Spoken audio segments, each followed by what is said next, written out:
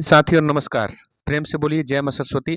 आइए शुरू करते हैं संगीत का एक प्रैक्टिस सेट। आने वाले सभी परीक्षाएं जिसमें संगीत से प्रश्न पूछे जाते हैं, उन सभी परीक्षाओं के लिए यह वीडियो आपके लिए बहुत बहुत लाभकारी सिद्ध होगा। आइए शुरू करते हैं। इससे पहला प्रश्न पूछा गया है, अनुकरण सिद्धांत किसके द्वारा दिया गया था? अनुकरण सिद्धांत किसके द्वारा दिया गया था? तो सही उत्तर क्या होगा जी? तो अरस्तु जी दिए थे, उसके बाद जो है सुकरात। इन दोनों के द्वारा जो है अनुकरण सिद्धांत दिया गया था। तो बी और सी कूट में कौन सा है? तो आपका बी आंसर हो गया। बी और सी सही है। ठीक है, अगला सवाल देख लीजिए। इसकी व्याख्या, अनुकरण सिद्धांत अरस्तु और सुकरात के द्वारा दिया गया। चलिए इसमें सवाल पूछा गया है, देखिए।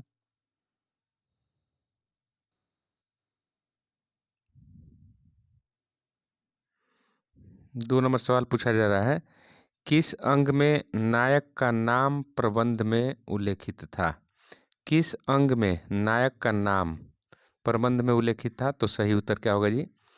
तो सही उत्तर बता दीजिए। सही उत्तर हो जाएगा आपका डी, विरुद्ध। विरुद्ध अंग में, विरुद्ध अंग में आंसर क्या होगा जी? डी। ठीक है जी, व्याख्या पढ़ लीजिए।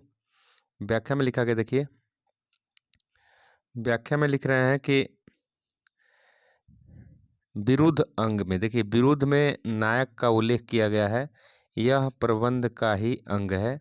प्राचीन समय में प्रबंध के 6 अंग माने जाते थे: स्वर, विरुद्ध, पद, तेनक, पाठ और ताल। ठीक है जी। स्वर, स्वर के बिना प्रबंध गाया ही नहीं जा सकता, अतः स्वर का स्थान प्रमुख है। ठीक है। विरुद्ध क्या है? इसमें नायक की स्तुति के बारे में बताया गया है। नायक का अर्थ है जिसे जिसके लिए गायन किया जा रहा हो।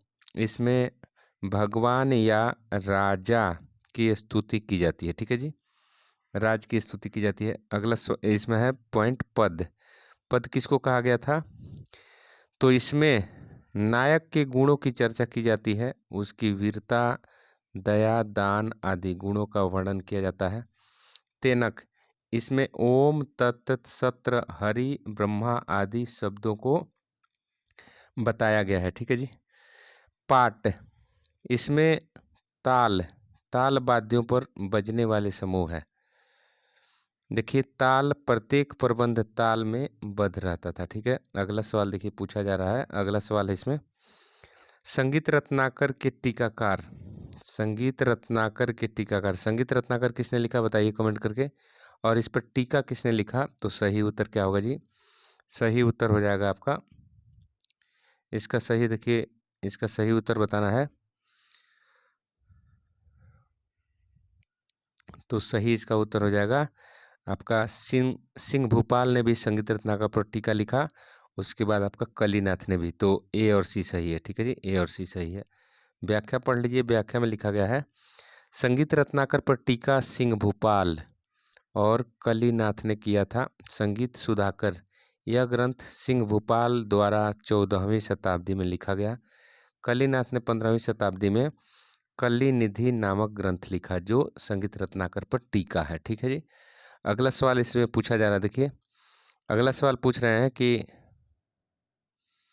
यदि सा की बारंबारता 240 है तब मध्यम की कंपन क्या होगी? यदि सा की बारंबारता 240 है तो मध्यम की कंपन क्या होगी? तो सही उत्तर हो जाएगा आपका 320। ठीक है जी, 320। अगला सवाल देख लीजिए, इसका व्याख्या पहले पढ़ लीजिए। व्याख्या में लिख रहा है कि सा की आंदोलन संख्या 240 है तो मध्यम की आंदोलन संख्या 320, पंचम की आंदोलन संख्या 360, धैवत की आंदोलन संख्या 405 और तार षडज की आंदोलन संख्या 450 होगा। ठीक है, अगला सवाल देखिए। इसमें देखिए लिख रहा है, श्रुतियों के अनुपात को क्रमानुसार लिखिए। श्रुतियों के अनुपात को क्रमानुसार लिखना है। तो सही क्रम क्या हो जाएगा जी? सही क्रम हो जाएगा आपका, सही क्रम हो जाएगा, देखिए सही क्रम इसका हो जाएगा बी ए। देखिए सही क्रम इसका हो गया, पहले बी होगा 1 नंबर पे, उसके बाद ये 10/9 होगा, उसके बाद आपका ये 3 नंबर पे होगा 9/8, और 4 नंबर में होगा 3/2। ठीक है जी, इसकी व्याख्या पढ़िए, क्लियर हो जाएगा। व्याख्या में श्रुतियों के अनुपात का अंतर देखिए, श्रुतियों के अनुपात का अंतर 16/15, 10/9, 9/8 और 3/9, ये सही होगा। अगला सवाल देख लीजिए। अगला सवाल में पूछ रहे हैं क्रम में सजाइए, इसको क्रम में सजाना है आपको, तो क्रम में सजाइए। तो क्रम में सही सजाया गया है इसमें देखिए, पहले कबीर जी, उसके बाद नानक जी, उसके बाद तुलसीदास, उसके बाद सूरदास। तो आंसर क्या हो जाएगा? ये। व्याख्या इसका पढ़िए। व्याख्या में लिखा गया है कबीर नानक, देखिए कबीर नानक तुलसीदास सूरदास हैं। इसका सही क्रम तुलसीदास है कि इनका जन्म 1532 से 1623 इनका काल है। उत्तर प्रदेश के बदायूं जिले के राजपुर मतलब सोरो गांव में हुआ था। सन 1574 में उन्होंने अपने अमर काव्य रामचरितमानस की रचना आरंभ की थी। इसके अतिरिक्त उन्होंने विनय पत्रिका, कवितावली, दोहावली, गीतावली आदि काव्य तथा भजन विषयक विनय, वेदांत, चेतावनी, लीला, दैन्य, स्तुति, प्रेम, वैराग्य, नाम कीर्तन आदि स्वरबद्ध रचना भी किए। सूरदास के बारे में पढ़िए, तो सूरदास जी के बारे में पढ़ रहे हैं। भक्ति रस के काव्य में सूरदास 1478 से 1583 तक रहे का श्रेष्ठ स्थान माना जाता है। उनकी रचनाओं में कृष्ण लीला, सूर लहरी, सूर सागर, अवतार पद, विनय कथा, दर्शनिकप, सूर सरावली, साहित्य लहरी, ये सभी है। ठीक है जी। अगला सवाल देख लीजिए। अगला सवाल में पूछा गया है, अगला सवाल में पूछ रहे हैं कि इनके गानों के लिए सही गीतकार को चुनिए। इनके गानों के लिए सही गीतकार को चुनिए। तो देखिए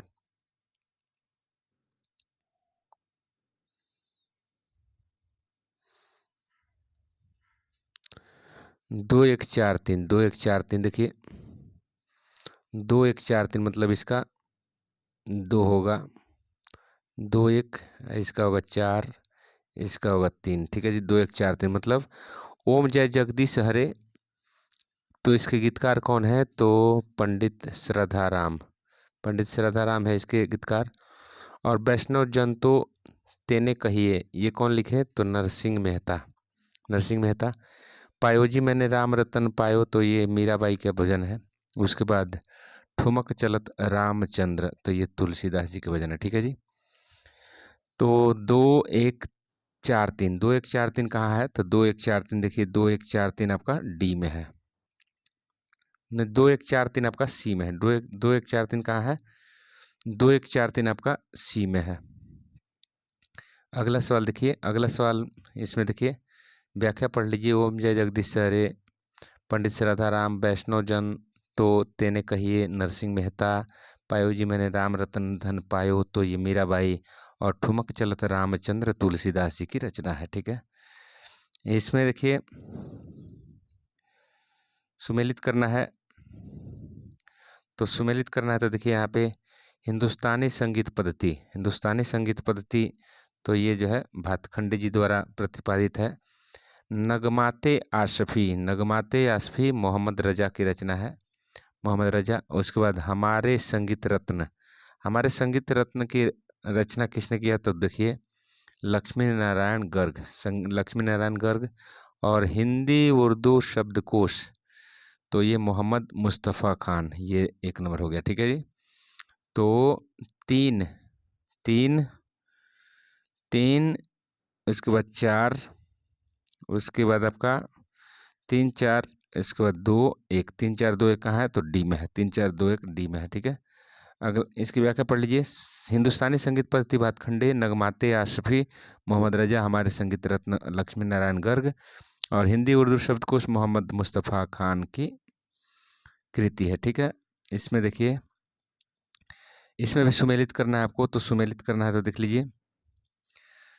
देखिए मानसोलास किन की रचना है? तो मानसोलास किन की रचना है जी? तो आपको बताना है, मानसोलास जो है आपका सोमेश्वर की रचना है, सोमेश्वर की रचना मानसोलास। उसके बाद आप देखिए राग तरंगनी। राग तरंगनी एक आपका लोचन कवि का है। लोचन, राग तरंगनी लोचन कवि का है। संगीत राज, संगीत राज किसने लिखा? तो संगीत राज महाराणा कुंभ, संगीत राज महाराणा कुंभ ने लिखा। भरत भाष्य नान्यदेव की रचना है। ठीक है जी। तो आंसर क्या होगा? 4 4, उसके बाद 3 4 3, और उसके बाद 1, उसके बाद आपका 2। 4 3 1 2, 4 3 1 2 कहाँ है? तो 4 3 1 2 आपका बी में दिया है। 4 3 1 2 बी में। ठीक है। अगला सवाल देख लीजिए, व्याख्या पढ़ लीजिए। मान सोलास सोमेश्वर, सोमेश्वर और राग तरंगिनी लोचन कवि संगीत राज महाराणा कुंभ से, भरत भाष्य नान्यदेव से संबंधित है। सुमेलित करिए इसको भी, इसको भी सुमेलित करना है आपको। तो सही उत्तर क्या होगा जी? सुमेलित करिए इसको। सुमेलित करिए। सरस्वती बीना, सरस्वती बीना किससे संबंधित है? तो सरस्वती बीना दक्षिण भारत में चलता है, प्रचलित है। उसके बाद रावण हत्ता, रावण हत्ता कहाँ संबंधित है? रावण हत्ता, रावण हत्ता आपका जो है, रावण हत्ता आपका जो है ये राजस्थान में प्रचलित है, राजस्थान में प्रचलित है। राम खरताल, राम खरताल वाद्य यंत्र कहाँ प्रचलित है? तो राम खरताल वाद्य यंत्र आपको उड़ीसा में प्रचलित है। और पेना, पेना जो है मणिपुर में प्रचलित है। ठीक है जी। तो आंसर क्या हो जाएगा? 2 2 2 4 1 3। ठीक है जी। 2 1 4 3 कहाँ दिया है? तो सी में। 2 1 4 3 सी में दिया है। ठीक है। अगला सवाल देख लीजिए, इसको पढ़ लीजिए व्याख्या। सरस्वती बीणा दक्षिण भारत से, रावण हत्ता राजस्थान से, और राम खरताल उड़ीसा से, पेना मणिपुर से संबंधित है। ठीक है। इसकी देखिए, इसको भी सुमेलित करना है आपको। तो सुमेलित करना है, सुमेलित करना है इसको। तो आपका सही उत्तर हो जाएगा 2 3 4 1, 2 3 4 1, 2 3 4 1। देखिए 2 3 4 1 इसका आप देख लीजिए।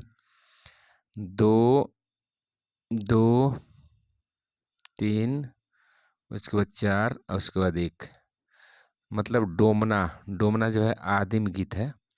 कंबल क्या है? मार्ग गीत है। सावनी क्या है? लोकगीत है। अभंग क्या है? तो देशी संगीत है। ठीक है जी। तो सही उत्तर हो जाएगा क्या जी? 2 2 3, उसके बाद 4, उसके बाद 1। ठीक है। 2 3 4 1 कहाँ दिया है? 2 3 4 1 देखिए, 2 3 4 1 कहाँ दिया है जी? तो आपका बी में दिया है। 2 3 4 1 कहाँ दिया है? तो बी में। बी आंसर हो जाएगा। देखिए डोमना आदिम गीत से, कंबल मार्ग गीत से, सावनी लोकगीत से, और अभंग देसी संगीत से संबंधित है। अगला सवाल देख लीजिए। अगला सवाल इसमें, इसको भी सुमेलित करना है। तो सुमेलित करिए इसका। तो सुमेलित में आपको देखिए ध्रुपद, ध्रुपद क्या है जी? तो ध्रुपद,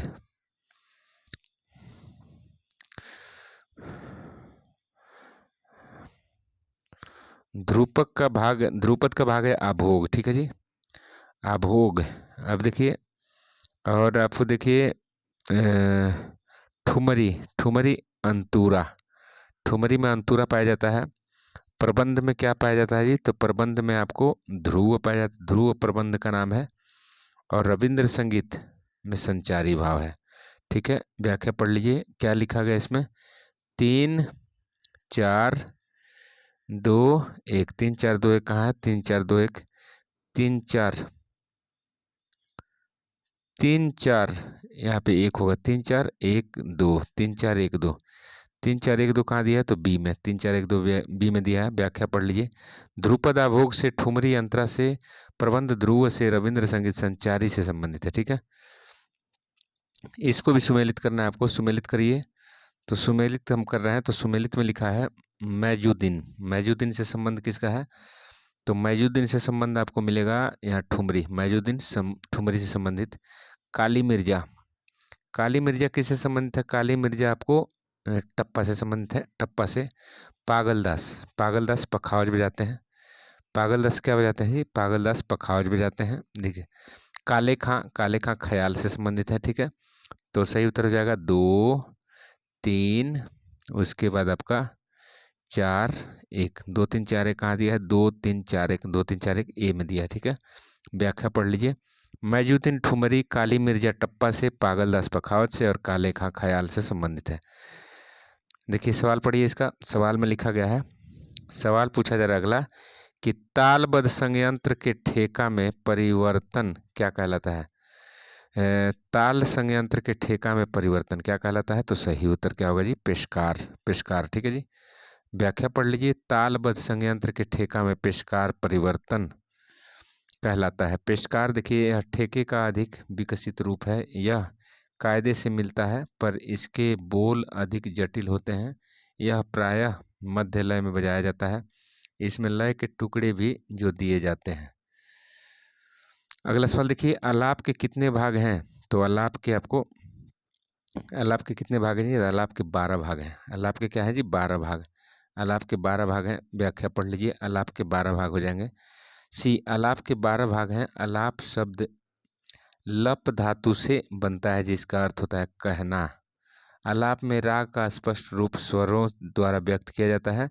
राग के प्रारंभ में ताल रहित धीमी लय में आलाप आकार नोम तोम में किया जाता है। ठीक है, अगला सवाल देख लीजिए। अगला सवाल कथन और कारण दिया है। कथन और कारण दिया है। देखिए कथन क्या लिख रहा है? तो कथन लिख रहा है आपका,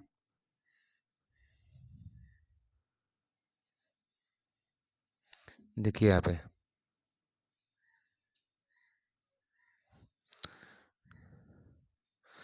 कथन है, सम्राट अकबर के अनुसार हरिदास स्वामी तानसेन के मुकाबले में बड़े संगीतकार थे। तो ये सही है। हरिदास भगवान को खुश करने के लिए गाते थे, ये भी सही है। तो कथन और कारण दोनों सही है, तो आपका सी आंसर हो गया। ठीक है जी। देखिए अगला सवाल पूछिए। इसमें निम्नलिखित में अगला सवाल पूछा गया, निम्नलिखित में से विषम को चुनिए। तो विषम को आपको चुनना है। तो विषम इसमें है भंखार। विषम क्या है जी? ये भानुमति, कनाबम, कनाकंबरी, भाभरी, ये तीनों एक से संबंधित है एक दूसरे से, जबकि ये भंखार अलग है। भंखार विषम में भंखार राग है जो मारवा थाट से उत्पन्न माना गया है। ठीक है, इसमें देखिए सवाल पूछा गया है। अगला सवाल, यदि सा की बारंबारता 240 है, मतलब आंदोलन, तब धा की बारंबारता क्या होगी? तो धा की बारंबारता क्या होगी जी? तो सही उत्तर बताइए।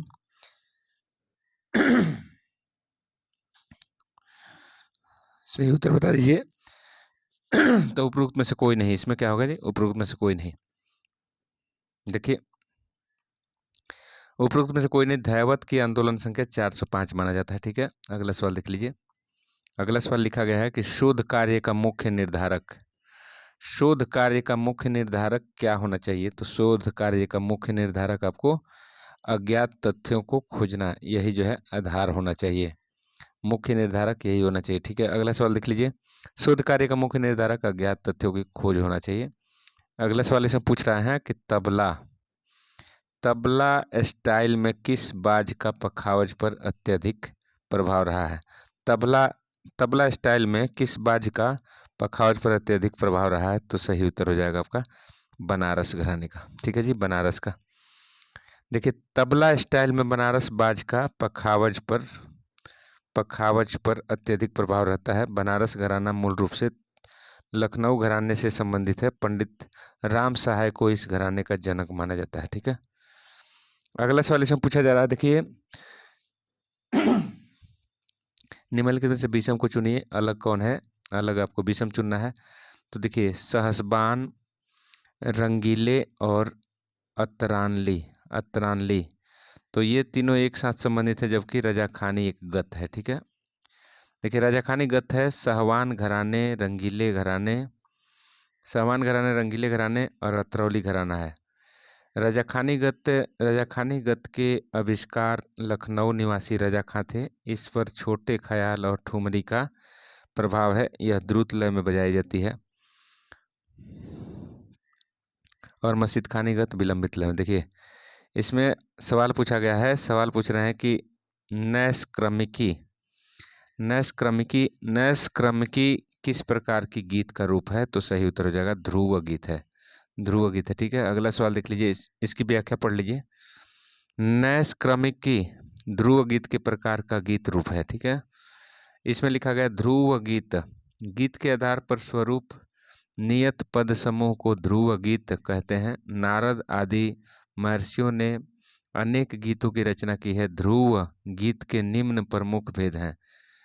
कौन कौन है? तो प्रावेशिकी, नैष्क्रमिकी, आक्षेपिकी, प्रसादिकी, अंतरा। ठीक है जी, ये सभी क्या है आपको ध्रुव गीत के भेद है। ठीक है, अगला सवाल पूछ रहे हैं कि हिंदुस्तानी शास्त्रीय संगीत का प्राचीनतम घराना कौन सा है? हिंदुस्तानी शास्त्रीय संगीत का प्राचीनतम घराना बताइए। तो प्राचीनतम घराना कौन सा है जी? तो ग्वालियर घराना। ठीक है जी, ग्वालियर घराना। अगला सवाल देख लीजिए, इसमें व्याख्या पढ़ पहले व्याख्या पढ़ लीजिए। हिंदुस्तानी शास्त्रीय संगीत का प्राचीनतम घराना ग्वालियर घराना है। ग्वालियर घराने का आरंभ नत्थन पीर बख्श 18वीं सदी में किए थे। देखिए, पीर बख्श के पुत्रों में हस्सू खां, हद्दू खां तथा नत्थन खां थे। हद्दू खां के पुत्रों में मोहम्मद खां, रहमत खां तथा निसार हुसैन थे। विशेषता, इस गायकी की प्रमुख विशेषता जोरदार और खुली आवाज का प्रयोग तथा सम के साथ दूसरे मात्रा में गायकी प्रारंभ करना ग्वालियर घराने की विशेषता है। ठीक है, अगला सवाल देख लीजिए। अल्बर्ट आइंस्टीन द्वारा कौन सा वाद्य यंत्र बजाया जाता था? तो सही उत्तर हो जाएगा आपका वायलिन। अल्बर्ट आइंस्टीन जो है वायलिन बजाते थे। अल्बर्ट आइंस्टीन वायलिन वाद्य यंत्र को बजाते थे। वायलिन वाद्य यंत्र तंतु वाद्य यंत्र में है। देखिए, इससे भारतीय नाम बेला है। वायलिन का भारतीय नाम बेला है। लोक संगीत में उपलब्ध सारिदा नामक वाद्य से इसकी शक्ल विशेष रूप से मिलती जुलती है। इसमें धातु के स्थान पर तांत के 3 तार लगे होते हैं। सामान्यतः वायलिन को मध्यम, षडज, पंचम, षडज, पंचम, षडज, पंचम, षडज स्वरों से मिलाते हैं। दक्षिण में वायलिन षडज पंचम में मिलाने की प्रथा है। इससे लगभग 2.1/2 सप्तकों का स्वर क्षेत्र सुलभता से मिल सकता है।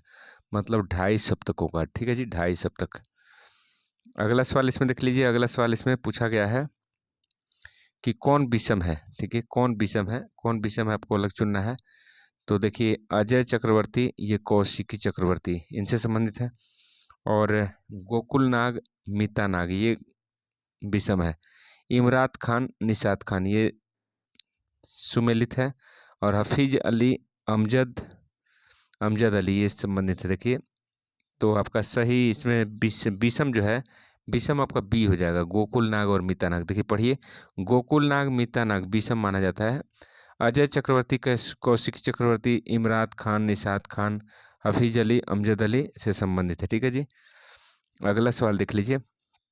सुमेलित करिए इसको और कूट से बताइए। तो इसका सही उत्तर क्या होगा जी? इसका सही उत्तर हो जाएगा, देखिए,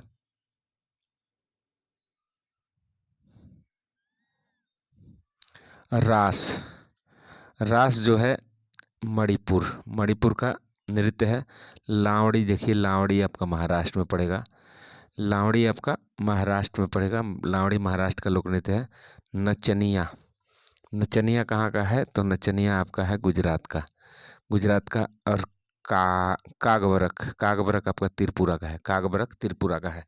ठीक है जी, तो 3-4-1-2 कहाँ है? तो सी में 3-4-1-2। व्याख्या पढ़ लीजिए। व्याख्या में लिखा जा रहा है कि रास मणिपुर से, लावड़ी महाराष्ट्र से, नचनिया गुजरात से और कागबरक त्रिपुरा से संबंधित है। अगला सवाल है, निम्नलिखित में से अलबेला साजन किस प्रातःकालीन राग की बंदिश है? तो अलबेला साजन ये अहिर भैरव का है। देखिए, पढ़िए व्याख्या इसका। व्याख्या में लिखा गया है, अलबेला साजन प्रातःकालीन अहिर भैरव राग की बंदिश है। अहिर भैरव थाट से उत्पन्न है। जाति इसकी है संपूर्ण और वादी मध्यम है, संवादी षडज है, न्यास के स्वर है ऋषभ गंधार मध्यम पंचम। गायन समय इसका होता है प्रातःकालीन और सम प्रकृति राग है आनंद भैरव। अहिर भैरव में भैरव और खमास रागों का मिश्रण होता है। ठीक है जी, अगला सवाल देख लीजिए। अगला सवाल पूछ रहे हैं कि घसीट पद किससे संबंधित है? तो यांत्रिक। यांत्रिक संगीत से घसीट पद संबंधित है। देखिए घसीट पद यांत्रिक संगीत से संबंधित है। अभंग पद किस स्टाइल से संबंधित है? अभंग शब्द किस स्टाइल से संबंधित है? तो सही उत्तर हो जाएगा भजन। देखिए व्याख्या पढ़ लीजिए, व्याख्या में लिखा गया है, व्याख्या में लिख रहे हैं कि अभंग पद भजन स्टाइल से संबंधित है। यह देखिए कजरी श्रृंगार रस से पूर्ण एक गीत प्रकार है। इसमें विरह, प्रेम, सभी प्रकार के भाव देखने को मिलते हैं। अवध क्षेत्र कजरी गीत के लिए प्रमुख है। कजरी अवध, ब्रज, बुंदेलखंडी, भोजपुरी आदि बोलियों में गाए जाते हैं। ठीक है, अगला सवाल देख लीजिए। अगला सवाल है इसमें, बांग्लादेश का राष्ट्रीय गान अमार सोनार बांग्ला किस पर आधारित है? किस पर आधारित है? तो बाउल पर आधारित है। ठीक है जी, बाउल पर। अगला सवाल देख लीजिए, इसकी व्याख्या पहले पढ़ लीजिए। व्याख्या में लिखा गया है कि बांग्लादेश का राष्ट्रीय गान अमार सोनार बांग्ला, आप जानते हैं रविंद्रनाथ जी लिखे हैं, बाउल गीत पर आधारित है। रविंद्रनाथ संगीत पर मुख्य रूप से उत्तर भारत में प्रचलित तत्कालीन ध्रुपद, धमार, ख्याल, टप्पा, ठुमरी, भजन, पश्चात्य ओरल गीत, बंगला शोक धुनों ने आकर्षित किया। रविंद्रनाथ जी ने शांति निकेतन की स्थापना 1901 में किया था तथा उनके काव्य रचना गीतांजलि पर उन्हें वर्ष 1913 में नोबेल साहित्य का नोबेल पुरस्कार मिला था। ठीक है, अगला सवाल देखिए। अगला सवाल पूछ रहे हैं कि आइवरी मर्चेंट प्रोडक्शन के फिल्म लिटिल बुद्धा के लिए किसने संगीत निर्मित किया? तो सही उत्तर हो जाएगा उस्ताद अली अकबर। उस्ताद अली अकबर ने देखिए लिटिल बुद्धा का संगीत तैयार किए। व्याख्या लिख रहा है कि आइवरी मर्चेंट प्रोडक्शन की फिल्म लिटिल बुद्धा के लिए संगीत उस्ताद अली अकबर ने दिया था। उस्ताद अली अकबर का जन्म 14 अप्रैल 1922 को शिवपुर बंगाल में हुआ था। ये महान सरोद वादक उस्ताद अली खां के एकमात्र पुत्र थे। देखिए अगला सवाल इसमें पूछा जा रहा है कि निम्नलिखित में से कौन सा समूह सही है? कौन सा समूह सही है? तो देखिए कौन सा समूह सही है? तो गोपाल नायक, बैजू बावरा, स्वामी हरिदास। ठीक है जी, ये सही है। देख लीजिए कैसे, व्याख्या पढ़ लीजिए, व्याख्या में क्लियर होगा। गोपाल नायक, बैजू बावरा, स्वामी हरिदास। देखिए स्वामी हरिदास सही समूह है। बैजू बावरा यह सुप्रसिद्ध गायक तानसेन के मित्र एवं एक दृष्टि से तानसेन के प्रतिद्वंदी भी थे।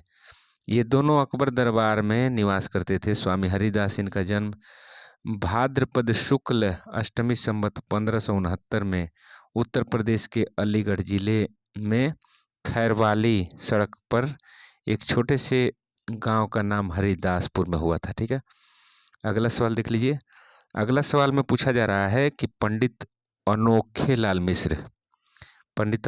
मिश्र जिनको नाद हिंदिन्ना के जादूगर कहते हैं, किस लिए प्रसिद्ध हैं? तो सही उत्तर हो जाएगा नाद हिंदिन्ना। ठीक है, जिसके जादूगर इनको कहते हैं। व्याख्या पढ़िए। पंडित अनोखेलाल मिश्र को नाद हिंदिन्ना की प्रसिद्धि प्राप्त है। इनका जन्म 1914 से 1958 के बीच में, मतलब इनका काल रहा है, वाराणसी में हुआ था। इनका जन्म 1914 में। बनारस घराने के कलाकार थे। इनके गुरु पंडित भैरव प्रसाद मिश्र जी थे। ठीक है, अगला सवाल पढ़िए। इसमें अगला सवाल में लिखा रहा है कि मैहर घराना के सरोद में कितने तंत्री होते हैं? मैहर घराने के सरोद में कितने तंत्री होते हैं? तो सही उत्तर हो जाएगा 25 तंत्री। ठीक है, व्याख्या पढ़िए। मैहर घराने के सरोद में 25 तार होते हैं। मैहर घराने के सरोद में 25 तार होते हैं। देखिए सरोद वाद्य का काबुली रबाब का विकसित रूप सरोद है। इसका आविष्कार अमजद अली खां पूर्वज बंदगी खां ने किया था। सरोद में 6 से 8 तार, 11 से 15 तरफ के तार होते हैं और जवा से बजाया जाता है। इसके ऊपरी भाग में खूंटियाँ, मध्य में इस्पात और तुम्बी के स्थान पर चमड़ा होता है। ठीक है, अगला सवाल देख लीजिए। किस संगीतकार ने 2012 में पद्म भूषण प्राप्त किया था? तो सही उत्तर हो जाएगा आपका बुद्धदेव दासगुप्ता। व्याख्या पढ़िए। व्याख्या में लिखा गया है कि बुद्धदेव गुप्ता ने 1912 में पद्म भूषण प्राप्त किया था। इनका जन्म 1 फरवरी 1933 में भागलपुर में हुआ। बुद्धदेव दास जी ने सरोद वादन राधिका मोहन मैत्रा से सीखा था। भारत सरकार द्वारा उन्हें 2012 में पद्म भूषण से सम्मानित किया गया था। 2011 में पद्मश्री से सम्मानित किया गया। ठीक है, अगला सवाल देखिए। अगला सवाल में पूछा गया है, अगला सवाल में आपको सुमेलित करना है और कुट दिया है इसका। देखिए कुट के अनुसार आपको सम्मिलित करना है। देखिए नाड़ा, नाड़ा जो है आपका, नाड़ा किसका बोल है? तो नाड़ा जो है पखावज नकाड़ा का बोल है। ठीक है, धूमकिट, धूमकिट किसका बोल है? धूमकिट आपको पखावज का बोल है, धूमकिट पखावज का। धाकिट, धाकिट तबला का है। धाकिट किसका बोल है जी? धाकिट आपको ढोलक का, धाकिट ढोलक का। और धिन्ने धिन्ने ये आपका तबला का बोल है। ठीक है, तो 4 4 3, उसके बाद 4 3 1 2, 4 3 1 2, 4 3 1 2 कहाँ दिया है? 4 3 1 2 तो आपका ये में दिया है। ठीक है, व्याख्या इसका पढ़ लीजिए। देखिए नाड़ा नगाड़ा से, नाड़ा नकाड़ा से, धुमकिट पखावज से, किट ढोलक से और धीने धीन तबला से संबंधित बोल है। देखिए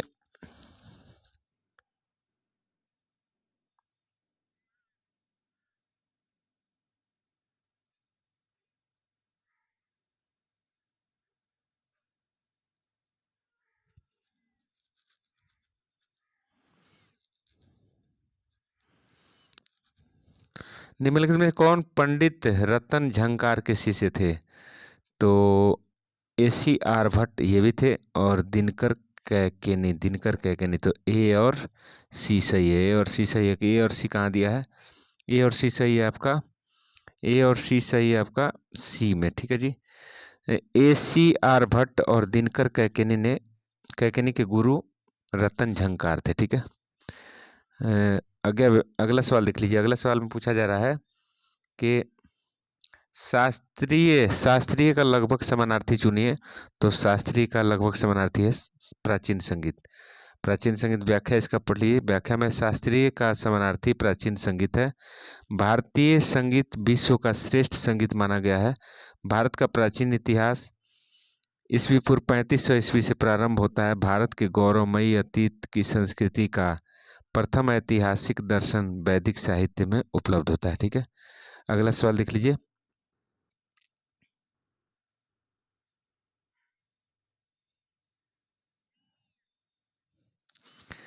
डेब्यू, डेब्यू शब्द का आशय क्या है? तो डेब्यू शब्द का आशय क्या है जी? तो डेब्यू शब्द का सही अर्थ क्या हो जाएगा?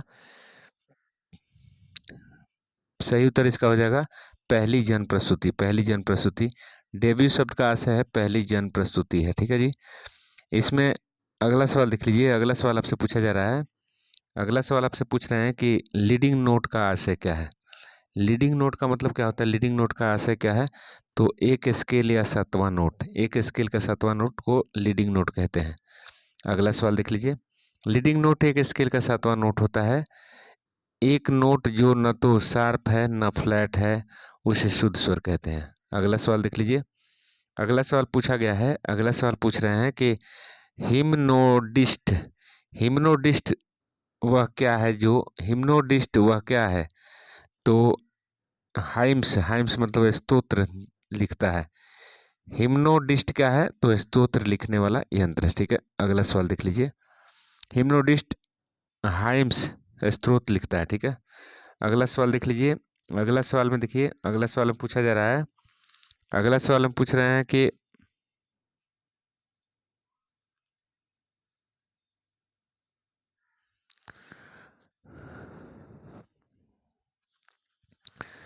ट्रांसपोसिंग, ट्रांसपोसिंग इंस्ट्रूमेंट का आशय क्या है? ट्रांसपोसिंग इंस्ट्रूमेंट का आशय क्या है?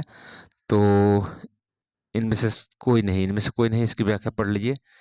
देखिए ट्रांसपोसिंग इंस्ट्रूमेंट मतलब ये क्या है? ट्रांसपोसिंग इंस्ट्रूमेंट क्या है? ये transposing instrument is a musical instrument whose music is recorded in staff notation at a pitch different from the pitch that actually sounds, मतलब कंसर्ट पिच। ठीक है, तो ये आपका आंसर हो गया ट्रांसपोसिंग इंस्ट्रूमेंट के बारे में। ठीक है, अगला सवाल देख लीजिए। कथन और कारण सवाल पूछा गया है। कथन और कारण में सवाल आपसे पूछा गया है। कथन कारण में सवाल पूछा गया है। कथन दिया गया है कि विचित्र बीड़ा को बट्टा बीड़ा के रूप में भी जाना जाता है। सही है, क्योंकि यह बट्टा का प्रयोग क्योंकि एक बट्टा का प्रयोग इस वाद्य यंत्र को बजाने में होता है। तो सही उत्तर हो जाएगा। ए और सी दोनों सही है। ए और सी दोनों सही है। ठीक है, देखिए कथन और कारण फिर दिया है। कथन और कारण दिया है तो कथन में दिया गया है, देखिए कथन में लिख रहा है कि संगीत संसार को शांति का खुशहाल घर बनाने में महत्वपूर्ण भूमिका अदा करती है। संगीत जो है संसार को शांति का खुशहाल घर बनाने में महत्वपूर्ण भूमिका अदा करती है। सही है। संगीत के पास ध्यान की शक्ति है। ए भी सही है। तो ए और सी दोनों सही है। आंसर ए हो गया। व्याख्या इसका आप पढ़ लीजिएगा।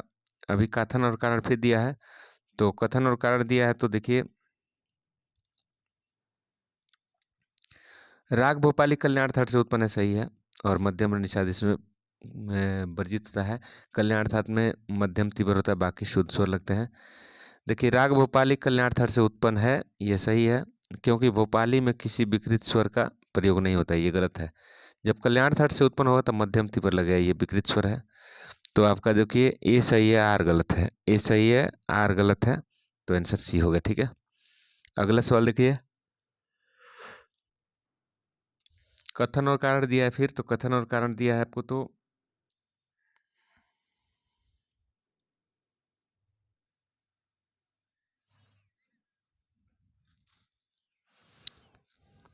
नवाब वाजिद अली शाह का उपनाम अख्तर पिया है। सही है। और क्योंकि बेगम अख्तर उनकी शिष्या थी, ये गलत है। बेगम अख्तर उनकी शिष्या नहीं थी, गलत है। व्याख्या पढ़ लीजिए इसकी। व्याख्या में लिखा गया है कथन सही है लेकिन कारण गलत है। देखिए इसमें इसको पढ़ते हैं तो इसको भी आपको सुमेलित करना है। तो सुमेलित इसको करिएगा। तो सुमेलित इसका करिएगा तो 3 1 4 2 3 1 4 2 3 1 4 2 3 3 1 4 2। देखिए ध्रुपद, ध्रुपद से अमीनुद्दीन डागर, अमीनुद्दीन डागर ये ध्रुपद की बाणी का खोज किए थे। देखिए ख्याल, ख्याल जो है आमिर खान, ख्याल से संबंधित है। ठुमरी, ठुमरी जो है पूर्णिमा चौधरी ठुमरी गायिका। और गजल के लिए बेगम अख्तर, बेगम अख्तर गजल गायिका। ठीक है, अगला सवाल देख लीजिए। तो सही उत्तर हो जाएगा 3 1 4 2। 3 1 4 2 कहाँ दिया है? 3 1 4 2 कहाँ दिया है जी? 3 1 4 2 आपको दे दिया है। 3 1 4 2 आपका बी में आंसर सही है। ठीक है, अगला सवाल देख लीजिए।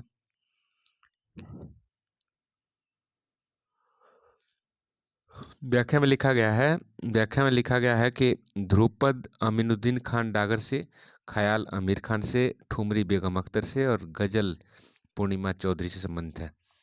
गजल जो है पूर्णिमा चौधरी से और ठुमरी जो है बेगम अख्तर से। हम गलत मिलाए थे क्या? ठुमरी जो है बेगम अख्तर, ठुमरी बेगम अख्तर, ठुमरी बेगम अख्तर।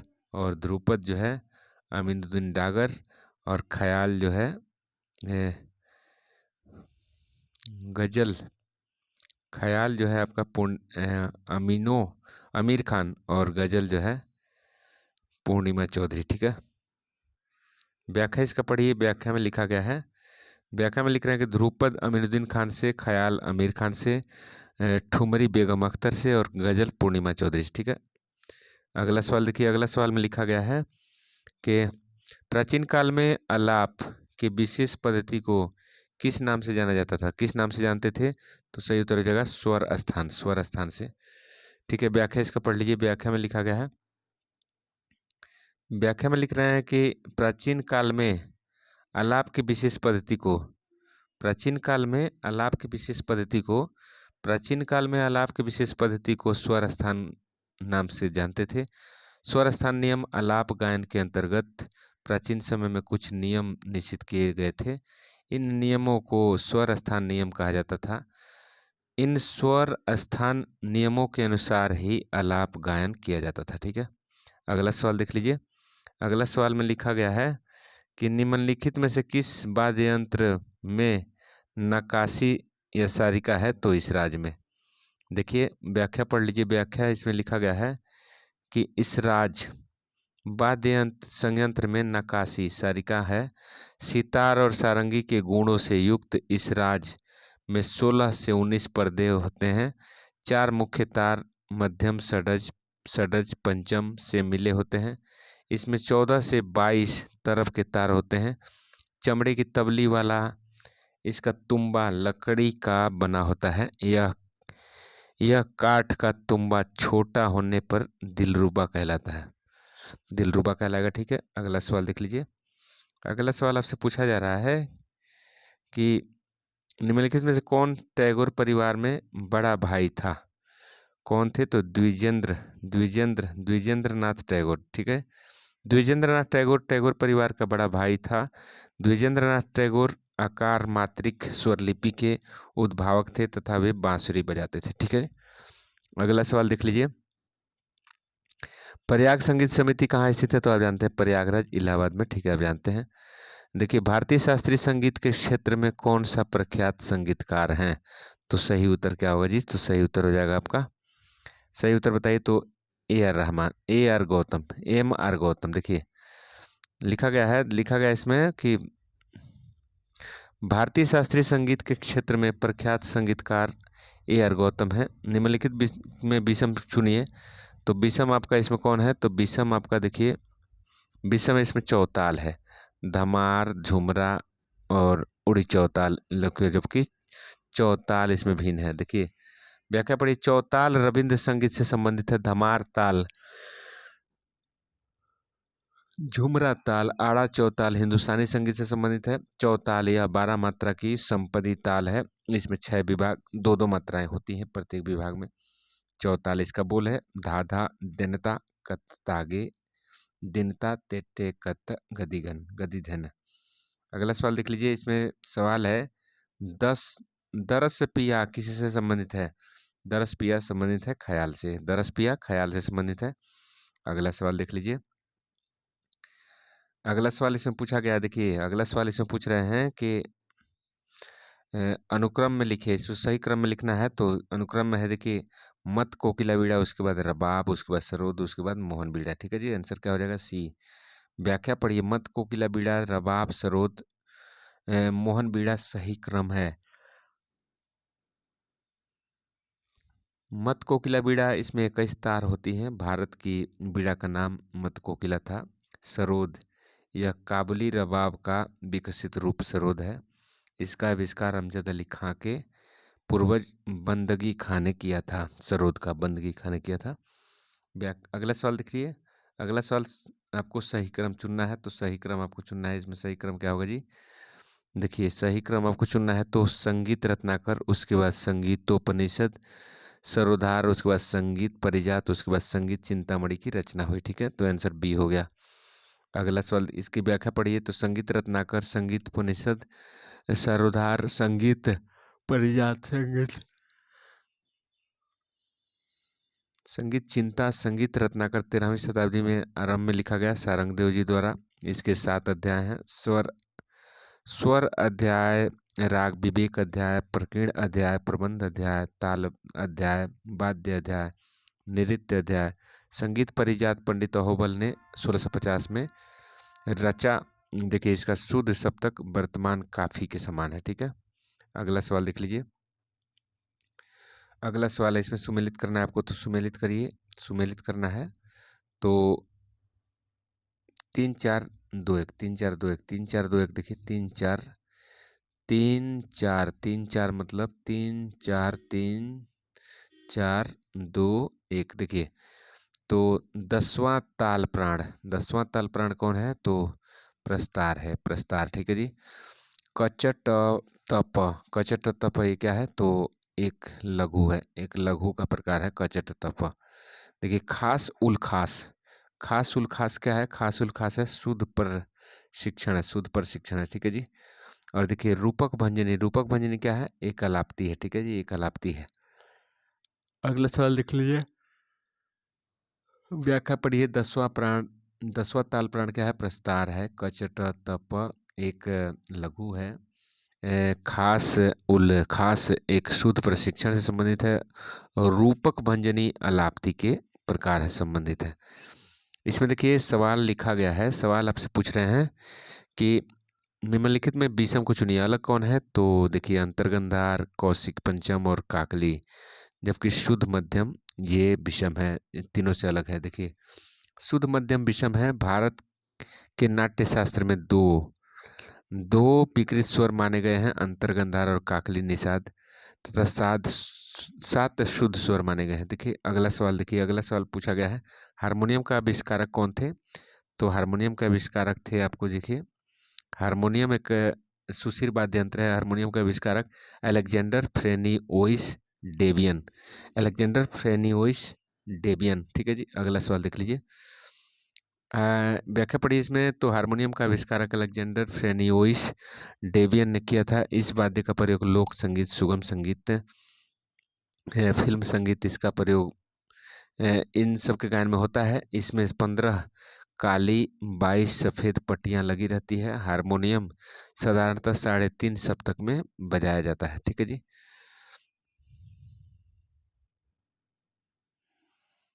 सही क्रम में व्यवस्थित करिए, सही क्रम में व्यवस्थित आपको करना है। तो सही क्रम में आपको व्यवस्थित करना है। तो सही उत्तर इसका क्रम हो जाएगा ध्रुव, उसके बाद मठ, उसके बाद रूपक, उसके बाद झंप, उसके बाद त्रिपुट, उसके बाद अठ, उसके बाद एक। ठीक है जी, तो आंसर बी हो जाएगा। व्याख्या पढ़िए इसका। लिख रहा है ध्रुव ताल में 14 मात्रा की ताल है, इसका विभाग, इसका चिन्ह 1011। मठ ताल 10 मात्रा की ताल है, इसका चिन्ह है 101। रूपक ताल 6 मात्रा का ताल है, इसका चिन्ह है 10। और झंप ताल 7 मात्रा की ताल है, इसका जो है सिंबल है IUO। त्रिपुट ताल में 8 मात्रा है, सिंबल इसका 100 है। अठ ताल में 12 मात्राएं होती है, सिंबल है 1100।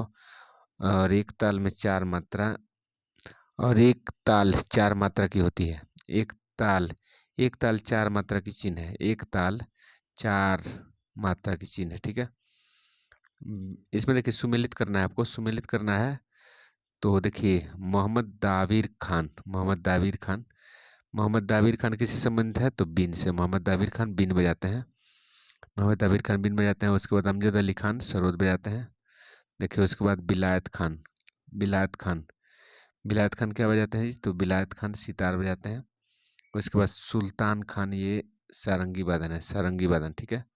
व्याख्या पढ़ लीजिए। व्याख्या में लिखा गया है मोहम्मद दाविर खान बीन वादक से संबंधित है, अमजद अली खान सरोद, बिलायत खान सितार वादक से संबंधित है, सुल्तान खान सारंगी वादन से संबंधित है। ठीक है।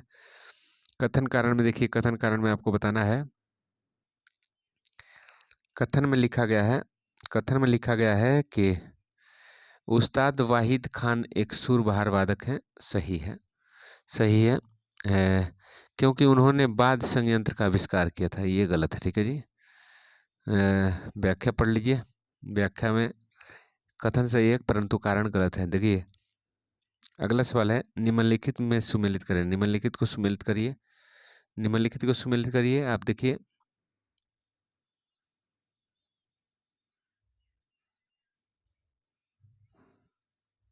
3 1 4 2, 3 1 4 2, 3 1 4 2, 3 1 4 2, 3 1 4 2, 3 1 4 2, 3 1 4 2, मतलब भैरवी जो है, भैरवी, भैरवी आपको बिलासखानी तोड़ी, बिलासखानी तोड़ी। देखिए बिलासखानी तोड़ी भैरवी, बिलासखानी तोड़ी भैरवी, बिलासखानी तोड़ी तो भैरवी।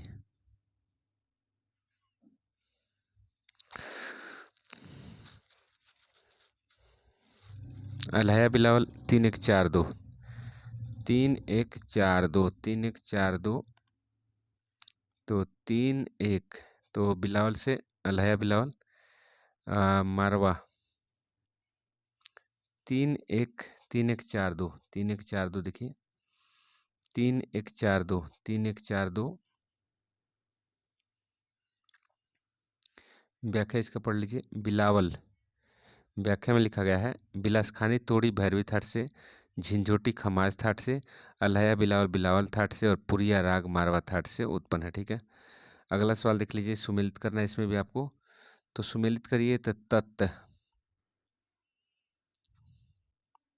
तत्, तत् जो होता है आपको तत् रबाब, तत् से संबंधित है रबाब, सुशिर, सुशिर देखिए सुशीर सुशीर क्लारनेट है, सुशीर क्लारनेट वाद्य यंत्र है।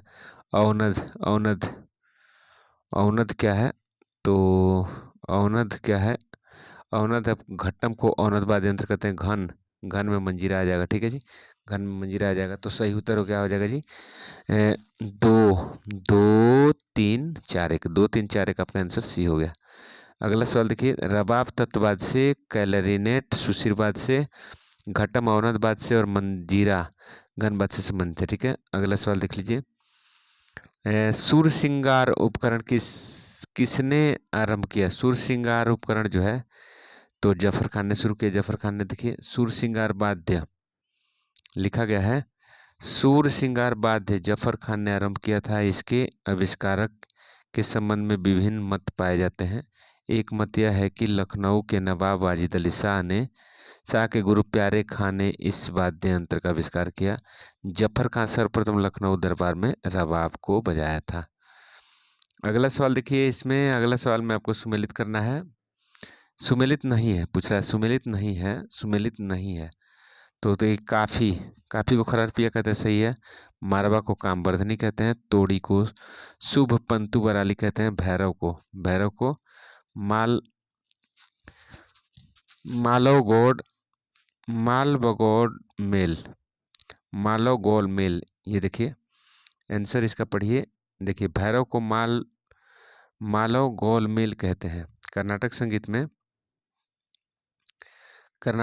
देखिए, कर्नाटक संगीत में हिंदुस्तान के 10 थाट नाम को अलग अलग नाम से जानते हैं। कल्याण थाट को कल्याणी, बिलावल को शंकरवरण, खमाज को हरिकंभोजी, पूर्वी को कामवर्धनी, मारवा को गमन प्रिया, काफी को खरहर प्रिया, असावरी को नट भैरवी को हनुमत तोड़ी और तोड़ी को कहते हैं शुभ फंतु वराली के नाम से जानते हैं, ठीक है। अगला सवाल देख लीजिए, निम्नलिखित में से कौन सा सुमेलित है? कौन सा सुमेलित है पूछ रहा है, कौन सा सुमेलित है? तो शाहिद परवेज इमदाद खानी, ये गलत है। और मणिलाल नाग मैहर घराने से, ठीक है, ये सही है।